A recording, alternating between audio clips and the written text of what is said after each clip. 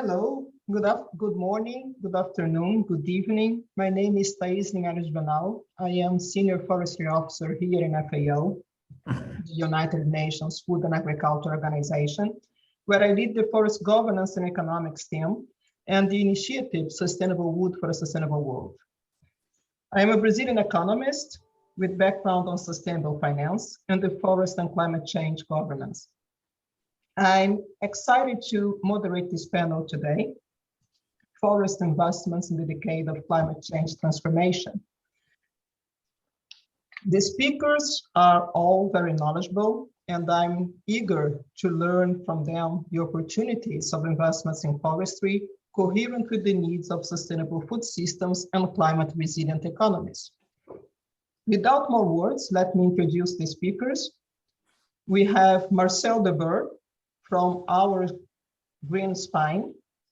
Marcel has an economic background with 30 years of experience in the pension world and more than 25 years of experience with responsible, sustainable investment. Based on research into the active cooling role of forests by water, Marcel found out that we can achieve our climate target faster, cheaper, with less risk and more social perspective. We also have in the panel Petri Kuusisto from the Impact Innovation Institute. Petri has more than 30 years of direct CIO experience from two of the largest pension funds in Finland and sovereign wealth fund in the Middle East.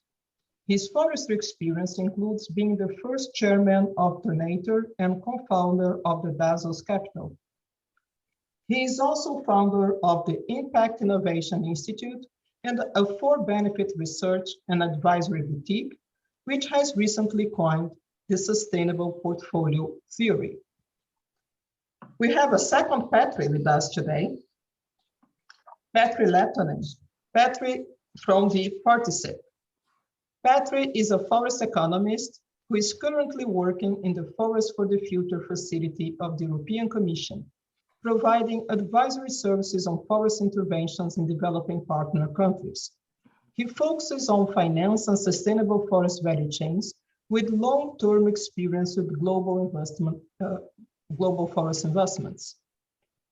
And we have now Peter Holmgren.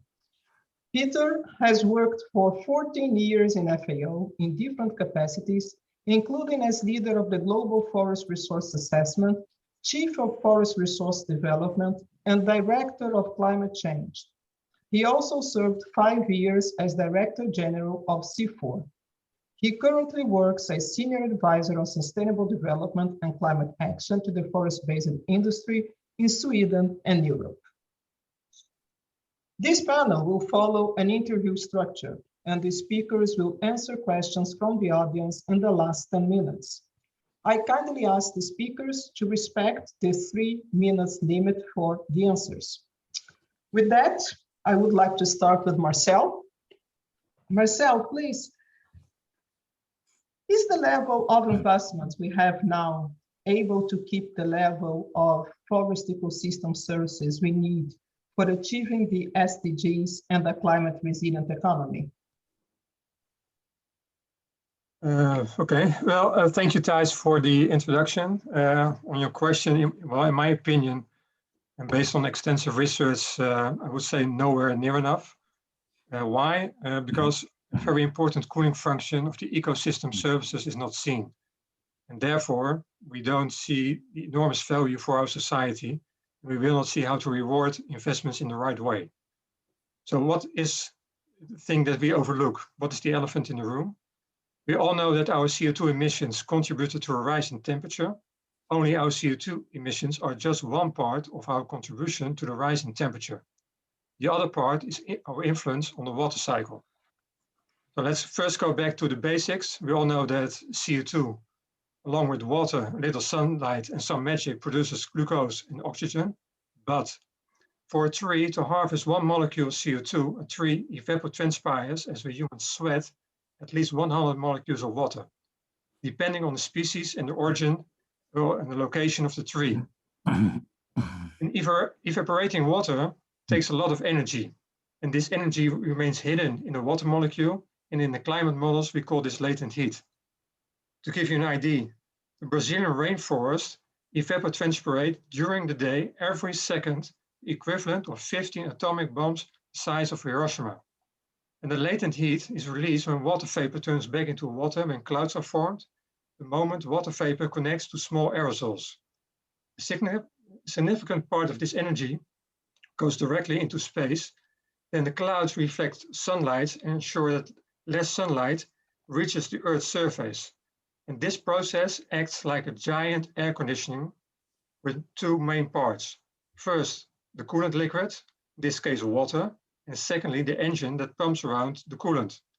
The Earth has two different air conditioners. One is a passive one, where the sun evaporates the water of the oceans, and an active one, where trees are the engines of evaporation.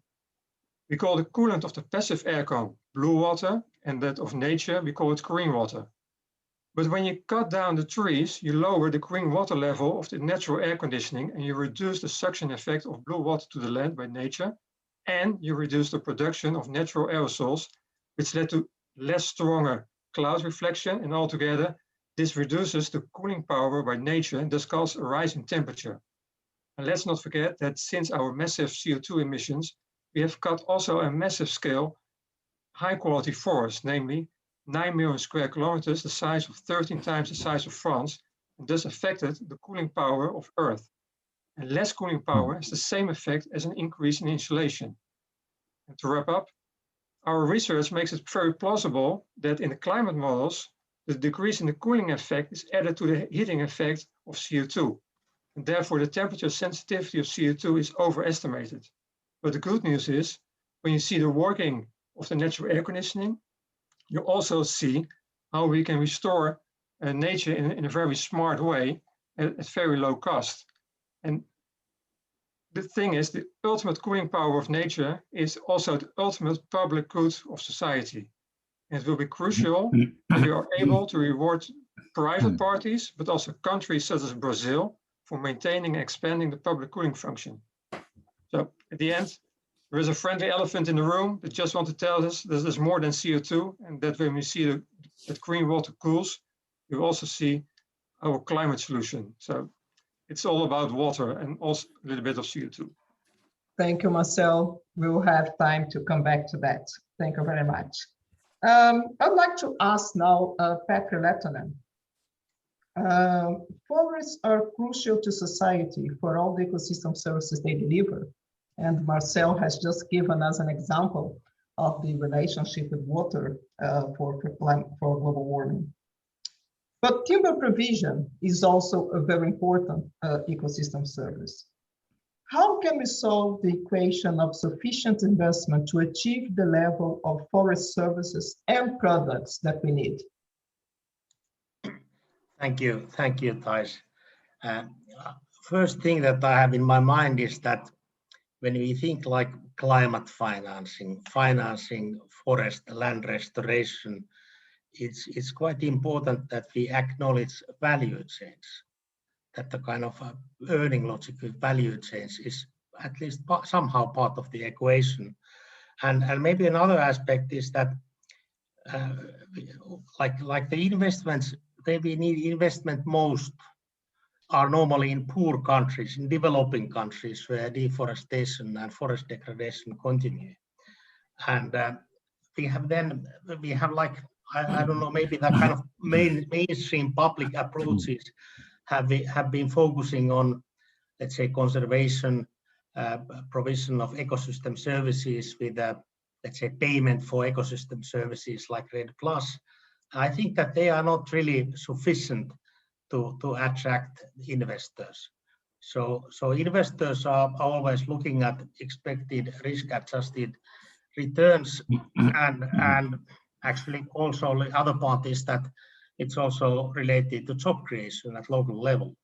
So I think that we need to combine these, so that we need to combine investments where we kind of have value chains, but at the same time landscape where we can conserve and have forest land restorations.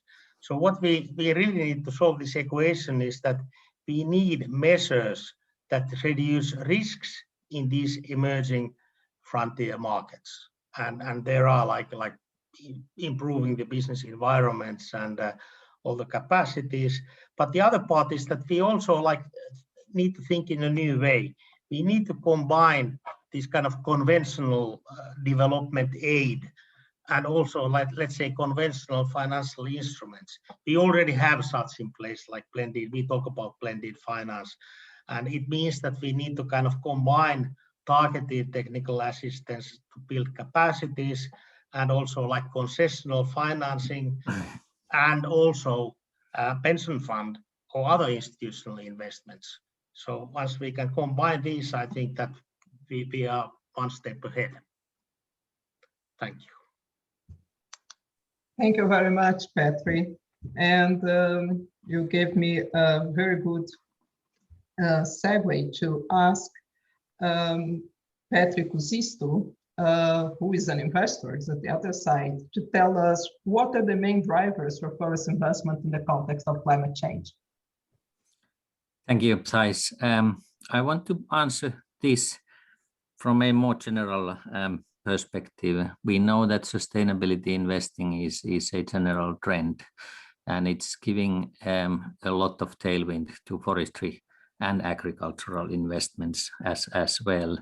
And probably in the 10 years we have forestry agriculture as an own asset class, like we have real estate today.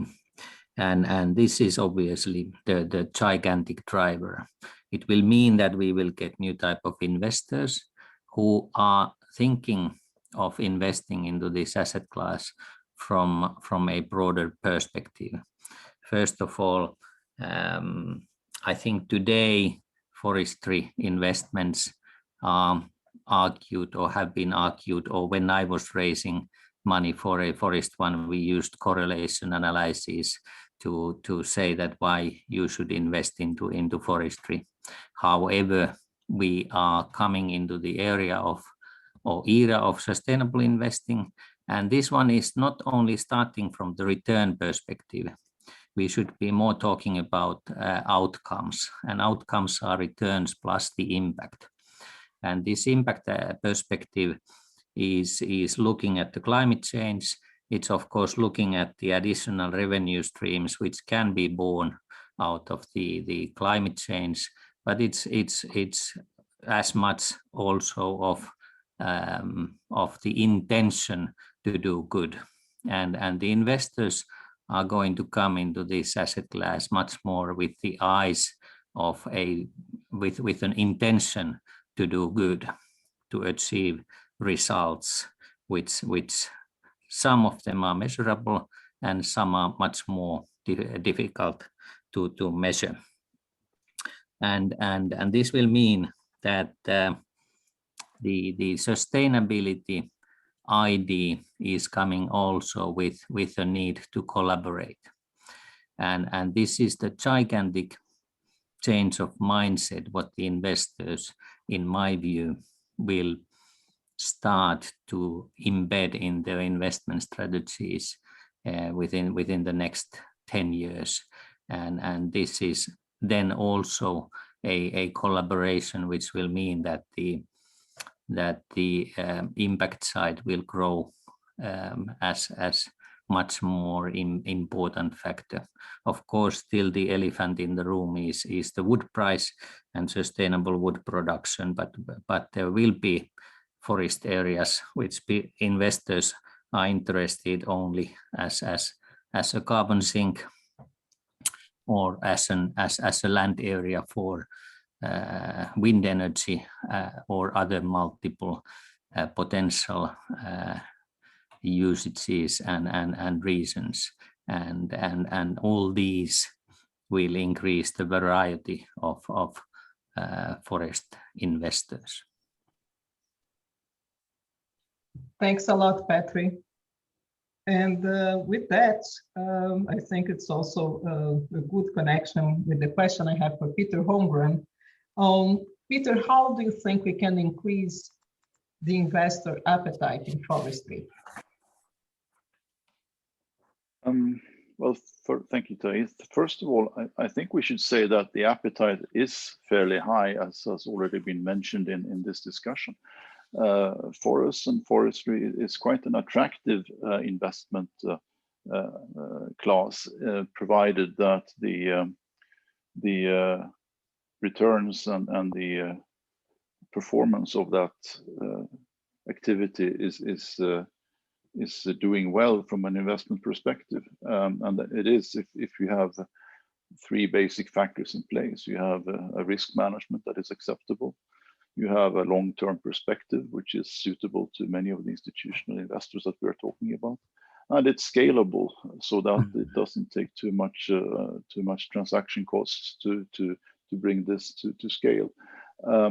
And it seems to me that a lot of the discussion we've had during this day so far is being taken from a very climate politics point of view. It is very much about climate financing, which is generally speaking resting on public finance. It is politically driven, which means that the long-term aspect is certainly not something you can trust in or believe in.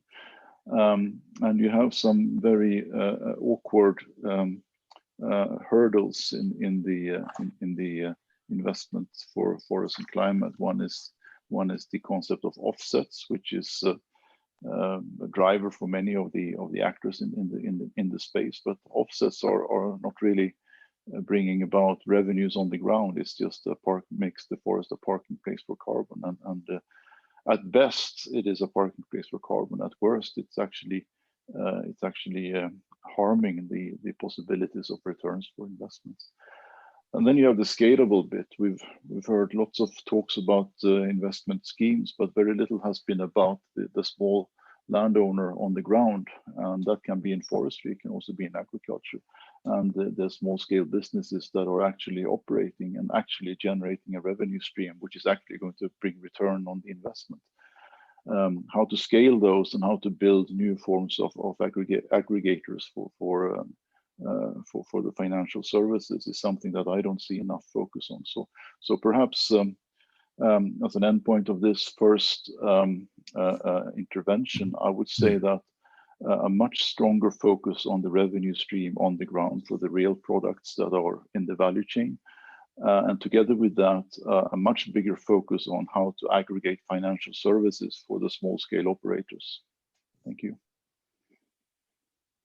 Thanks a lot, Peter. That's very interesting.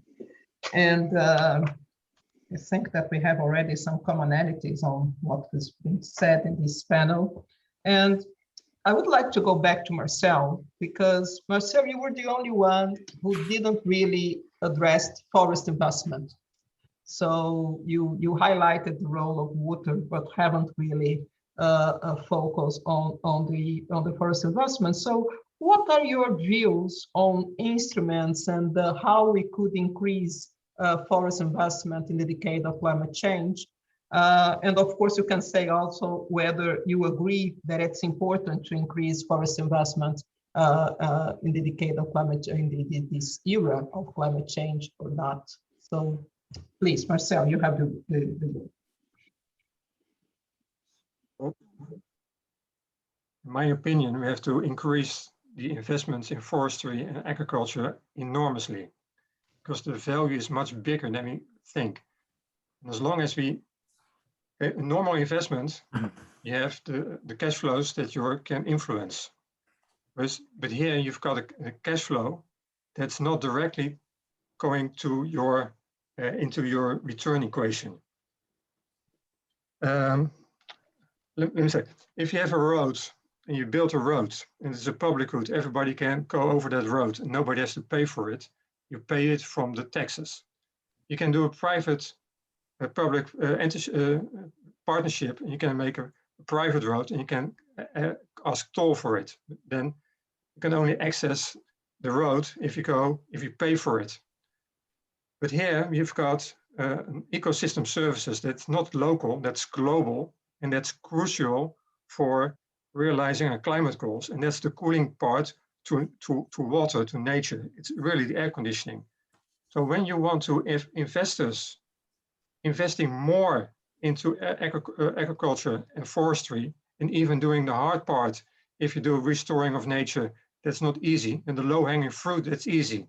But if you're doing the more difficult parts, you need to have somewhere in place that you, as an investor, you get a reward for maintaining the global cooling function. If that's not in place, because we're talking here about an error within the system that's called the tragedy of the commons. That's one only can be solved by pricing in negative and positive side effects, or you raise taxes and you give subsidies. As long as we don't see the cooling function and we don't see the added value of nature, that's much bigger. And now we're now discussing about. If we don't see that, you're also not reallocating the money. So it's impossible to make a business case only on the local revenues of forestry and agriculture when the biggest revenue is global, and it's the cooling part. In the Netherlands, we live on the sea level, yeah, and we pay a separate tax for maintaining our dikes so that our feet stay dry. We have a separate election for it. But as long as we don't, as a world, pay for the cooling capacity of nature, yeah, then we won't increase it because we are not rewarding all the farmers, all the investors that are doing it in forestry. So my point is, it's much more important than we ever think, yeah, but we don't reward the real value of forestry and agriculture, and that's the cooling function. As long as we stay talking about CO2, it's too narrow. You have to make it much broader. And when you see the difference, the gap between what the value is of investing in nature and how it's valuated, yeah, giving the risk return profile, and you can close the gap by giving the right incentives, then you can speed up, and then you will be able to realize your climate goals much cheaper, much faster, with less risk and more social perspective. So it's really seeing that the biggest dimension there is, and that's the cooling part. So like Bill Clinton was saying, it's economy stupid, it's the cooling part stupid, it's water. Yeah. And that's my point. And if you don't see that, then the whole other discussion about financing is. Thank you, Marcel. It's very clear. Thank you very much.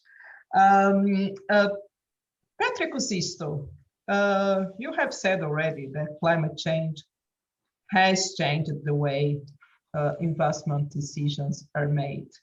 So what are these main opportunities and risks for investment in forestry now?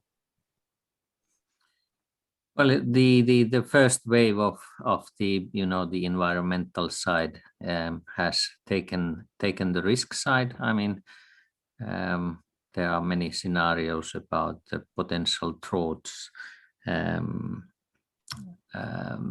reducing the wood producing capability, for example, in South Africa. There are a lot of models about these ones. Somewhere in the Nordics, we have risks of new pests potentially destroying wood. Obviously, the monoculture can adversely affect the biodiversity. But I all in all, I'm an optimist.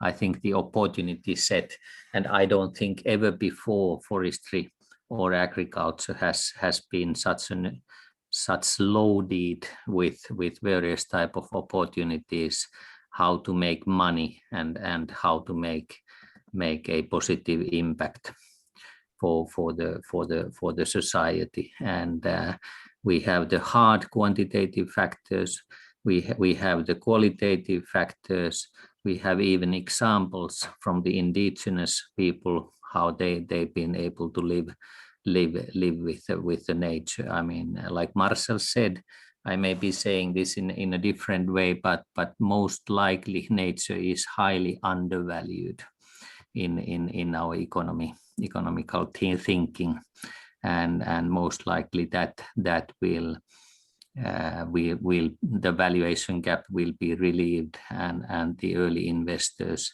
can take benefit out of that. And the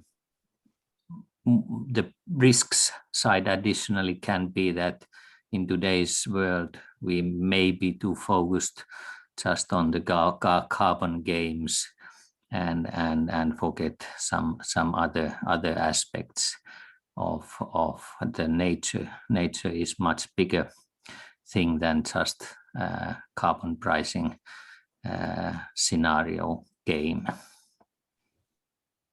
Thank you, Petri. Very clear. Petri, Lehtonen, ESGs are the buzzword of financial markets and 2020 marked an impressive surge in impact investments. Is this for real? How do you think this will affect forest investments? Well, I think that it is for real, but then the kind of second part, that how it's really impacting, that we can kind of challenge and kind of question. So actually ESGs as such, it's of course now this acronym that we are using, but it has been in forest investments already a long time. We had a forest certification since 1990s, so it's already quite a long time. Maybe the thing is that if we think like how it started, the focus has been that we are kind of having a, let's say, investment, and we have this ESG criteria. It was, let's not do no harm. So that was the starting point. And that's not definitely enough. We should do something good. So I think that that's already, other participants have mentioned that. So we really should kind of do more than the minimum requirements of these ESGs. And maybe other aspect is if we compare, let's say, this kind of commercial investments considering ESG, we can say that it's kind of greening the finance, to payments for ecosystem services and this kind of finance when we are really investing directly to conservation, biodiversity, water, whatever. We know that actually it's more, we can leverage still more private financing through this ESG pathway. But there is criticism. I just read an article, I think it was in the Forbes magazine, that actually there hasn't been really enough impact, even there is ESGs, because there is always leakage. There's always like other companies that do not follow that, and they are just they are just kind of trying to achieve the risk-adjusted returns. But I think that I'm thinking positively. I think that ESGs alone are not enough, but we are already having regulations like we have like let's say here in Europe, EU is putting in place a new kind of legislative framework demanding that all the imported commodities that are kind of risk to cause deforestation, they have to prove that it's from sustainable sources. So it's going beyond. I mean, before we have been having all these timber legal regulations that it has to be legal, but now actually the products have to be sustainable. Whatever it means that those who are kind of complying with ESGs are in a better position. So they are like the winners, I believe. So I'm thinking positively that it's a good pathway. Thank you. And it's very interesting because you're mentioning about these timber investment, respecting biodiversity, conservation, water, and demonstrating its impact through the ESGs. And Peter Holmgren was very clear also to say, look, it's important that to move away from the climate politics and focus on what are the investment streams on the ground. And Peter, my question to you would be, does society needs reassurance about the sustainability of investments in the forest industry? Short answer, yes. I think it's part of the business case and business process these days that those assurances are in place, not just in forestry, but in most sectors. But I would also say that what makes the forest-based sector and also the land-based sectors in general, but we're talking about the forest-based sector, a little bit different is that it is so obvious that investments for the wood-based value chains are very much going hand in hand with the objectives we want to fulfill when it comes to the climate. And we could even stretch that to biological diversity under certain circumstances, but I won't do it today. My point is that the climate politics have big difficulties in handling a situation like that when the climate benefits comes for free, so to speak. Investments in forest management increases the growth, decreases the damages, delivers renewable material that stores carbon even longer, and also substitutes fossil-based materials. So you have, and we have innovation coming, and we have new services coming, like capturing the carbon dioxide, and we have lots of opportunities to improve this circular bioeconomy. But the climate politics is not built in that way. The climate politics is a one-way street. You can have co-benefits of climate actions. You can put public money or other people's money into climate actions, and then you can count on co-benefits from those spent money. But it doesn't work the other way around. You can't invest in the forest-based sector and then bring the climate benefit into the climate politics. It's not constructed that way, and this is a big problem. So let me use these last minutes and make the question. Thank you, Peter, because this is a very good point. And just make the key question, I think, that arises from this discussion on what could be the role, or what is the role of forest investment in the decade of climate change, which is a decade of climate change, but is also the decade of the decade for action on the Sustainable Development Goals. And we spoke a lot about nature here. We didn't speak a lot about peoples, and those are a very important variable in this equation as well. So my question to you is, what is the role of wood in the forest investment in the decade of climate change, and how it can be reconciled and rewarded as part of this equation to address climate change, achieve a climate resilient planet, and also a more equitable planet and more sustainable food systems? Nothing more. That was for me? For all of you. So who wants to come first?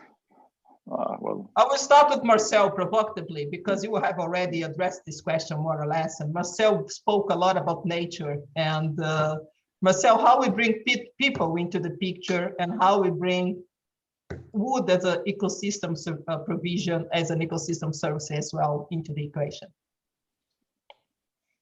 Wood is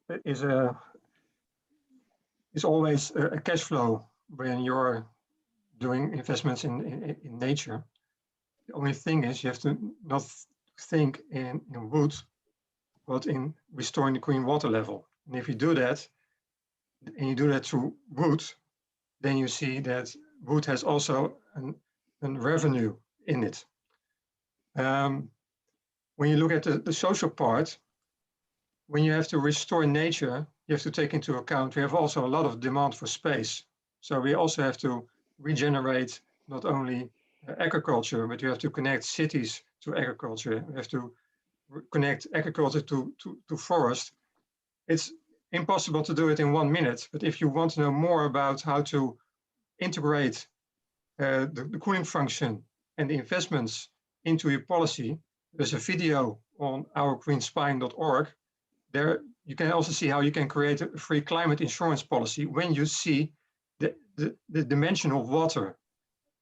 And if you don't see the dimension of water, then the investment equation You will not solve the investment Okay. equation. It's impossible. So I I will stop here with the insurance policy. I think it's a good one.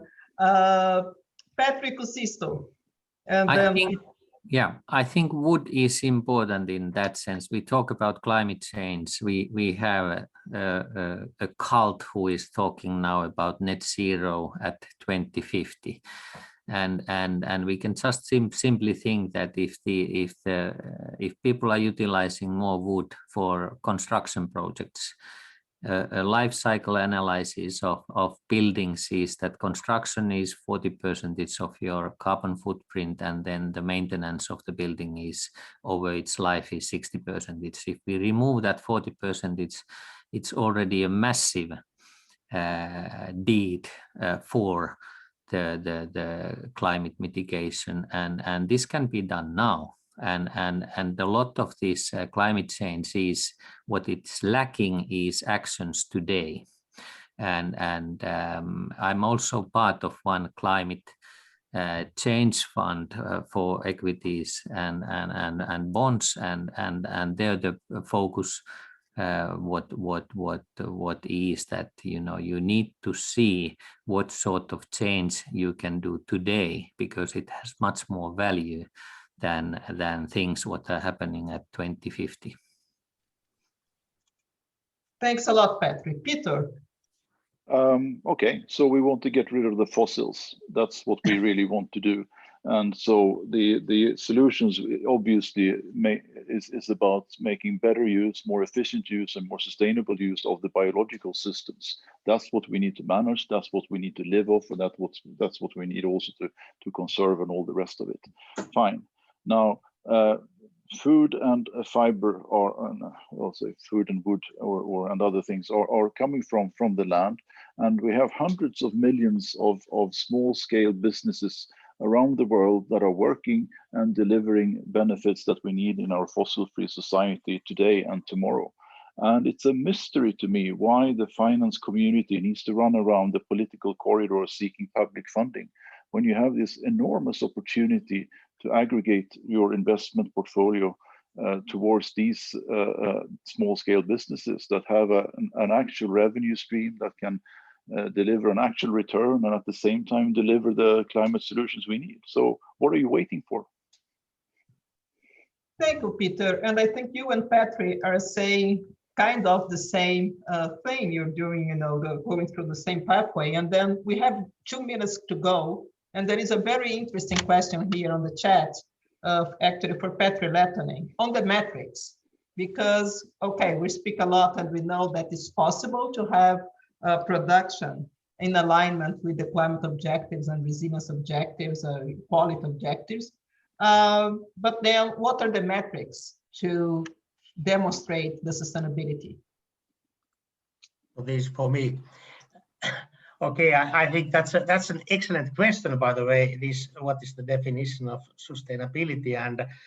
And I think that there is a kind of there are more and more efforts trying to define the sustainability, and well, EU is trying to do it with a kind of financial taxonomy.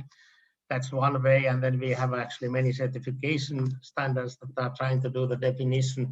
Of course, there is no absolute definition. It's always like we have to be pragmatic, and I think that there are certain kind of minimum standards, or certain kind of, let's say, minimum criteria at least that we can agree on, that makes it like, maybe we should say that at least more sustainable towards sustainability. So I don't think that there will be an absolute sustainability.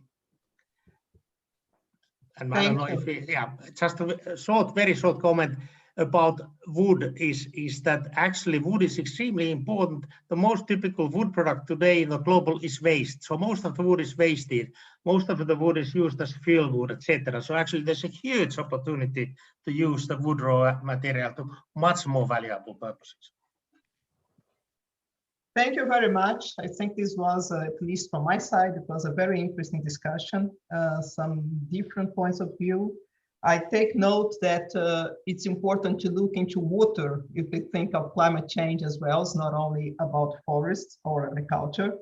I also take note that there is actually already an important trend to invest in the sustainable forestry, and that the impact investment will make a difference.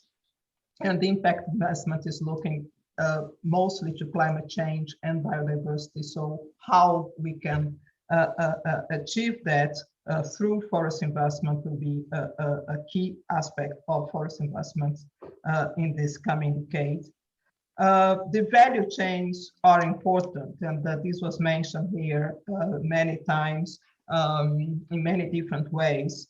And returns are important. And we're speaking about investments. And if we're speaking about investments, we cannot forget that investments are driven, and not only they're driven by returns. And if returns can not only do no harm, but do good, and we also heard this here more than once, that's what we're looking for, and that's the era where we're getting.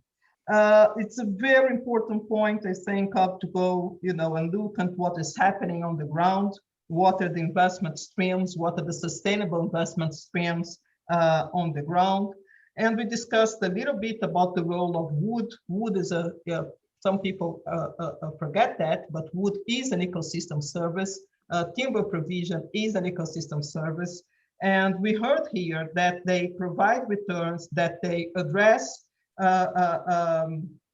that it's possible to have sustainable agriculture and forest production, delivering climate change results, delivering biodiversity results, and providing returns, not only global returns and returns for investors, but also benefiting a wide range of smallholders, of small and medium producers.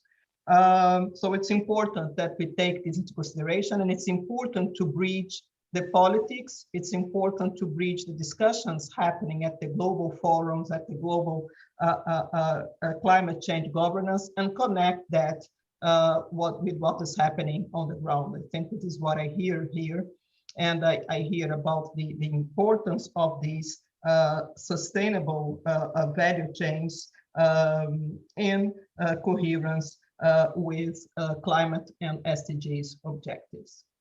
So I think our time is over now. Thank you very much. I think there was an excellent discussion. I hope that the summary has made justice to the discussions we had. Thank you very much. It was a pleasure to be with you. Okay, thank you. Bye-bye. Bye.